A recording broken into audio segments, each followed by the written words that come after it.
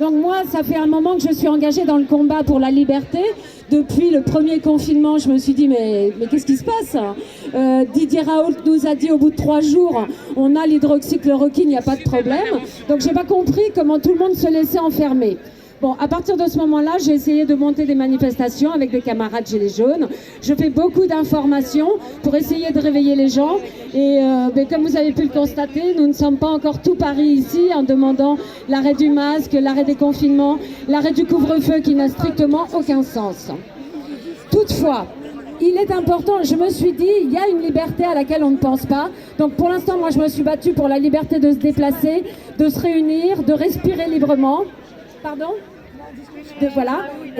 Mais il y a aussi la liberté de travailler. Alors bon, dans ma bouche, c'est encore plus, si vous me connaissez, encore plus excellent. Mais en fait, ce qui se passe, c'est que là, vous voyez que ces confinements répétés vont finir par ruiner le petit commerce, les indépendants, les cafetiers et les restaurateurs qui font la vie sociale de Paris. C'est précisément l'objectif. Je vois qu'il y a du conspirationniste dans la place. Donc, c'est clair et net que pour ceux qui s'informent bien sur ce qui est en train de se passer, la réalité, ça n'est pas un problème sanitaire, c'est une transformation programmée du monde par ceux qui prétendent le gérer. C'est-à-dire notamment le Forum économique mondial, Klaus Schwab, etc., anciennement le Forum de Davos. Et ces gens ont décidé que le monde dans lequel nous vivions, où on consomme, on s'amuse, on fait la fête, ça suffit. Parce que soit on continue tous comme ça à prendre la viande tout le temps, à prendre notre voiture, à manger de la viande, et il y en a pour 10 ans, soit il n'y a que eux qui en profitent, et nous, on se met tous à manger soit de la purée d'insectes, voilà, soit de la nourriture. On ne bouge plus, on ne prend plus l'avion, et ils en ont pour 100 ans. Donc, j'essaye de fédérer tous les petits commerces, les petits cafetiers, restaurateurs qui ne veulent pas se laisser détruire par cette fausse crise sanitaire pour que nous créions un groupe de pression. Parce que ce qu'il faut bien savoir, c'est que dans les pays où les gens se sont révoltés contre le masque, ils n'ont plus de masque. Et ils ne sont pas plus malades que chez nous. Voilà. Dans les pays où les cafetiers et restaurateurs ont dit ça commence à bien faire, nous on rouvre, ils ont rouvert. C'est notamment le cas dans 10 États américains et dans je ne sais plus quelle partie de l'Italie. Toujours est-il que vous avez bien vu qu'on ne peut pas faire confiance à nos politiques, que ce soit de gauche, de droite, d'extrême gauche, d'extrême droite. Personne, et alors l'extrême centre c'est encore pire, on l'a au pouvoir, personne ne viendra, défaire cette fumisterie, cette mystification.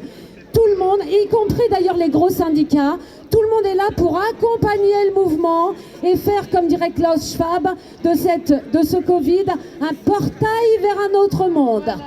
Alors malheureusement, l'autre monde pour nous derrière, il n'est pas cool. Hein. Donc soit vous réagissez maintenant, on se regroupe, on fait un groupe de pression entre personnes qui ont compris ce qui se passe, qui ont de l'énergie à mettre maintenant, avant qu'on soit tous réenfermés chez nous parce que ça nous pend en nez. Là, je vois qu'effectivement, les cafetiers restaurateurs font « Ouais, mais c'est pas grave, ils nous ont dit que le 15 mai, on allait rouvrir les terrasses. » Est-ce qu'on leur donne du Alors déjà, peut-être. Ensuite, le 15 juin, peut-être qu'on leur rouvrira l'intérieur. Mais ce dont on peut être sûr, c'est que le 15 septembre, on leur refermera tout. Parce que ceux qui s'informent bien savent que l'opération Covid était d'ores et déjà prévue jusqu'en 2025. 25, les masques, enfermés chez toi, ne plus le droit de voir ses amis, de boire un verre en terrasse. Je veux dire, quand on habite la province, on se dit c'est pas trop grave, j'ai mon jardin, etc. On se voit dans le bois d'à côté.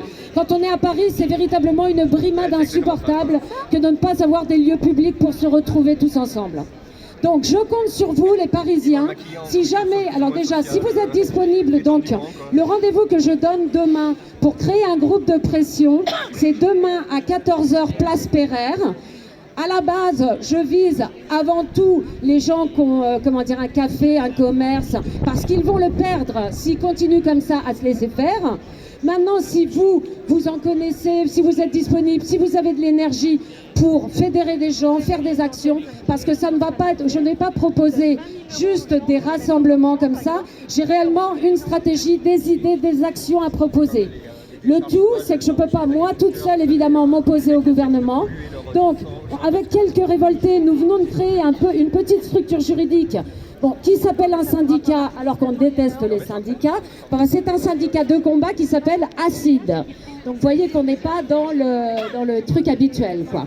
Donc, si ça vous intéresse, si vous connaissez des gens, j'ai des petits papiers pour pas oublier le rendez-vous de demain. Venez me le prendre et puis je vous parlerai mieux de toutes les choses qu'on va pouvoir faire. Il y a des choses à faire. La seule chose, c'est tant qu'on se laisse faire, plus on se laisse faire, plus on se fait opprimer. C'est vraiment ça. Les peuples de l'Est qui ont reconnu le communisme dans ce qui est en train de nous arriver, ont dit tout de suite stop, on ne va pas se laisser faire et les ont dégagés. Et moralité, en Biélorussie, la vie est reprise comme avant. Je ne sais plus si c'est en Hongrie, etc. Ne nous laissons pas faire. Nous sommes trop gentils, trop dociles et ça, il va falloir que ça change. Voilà ce que j'ai à dire. On va gagner si on se bat.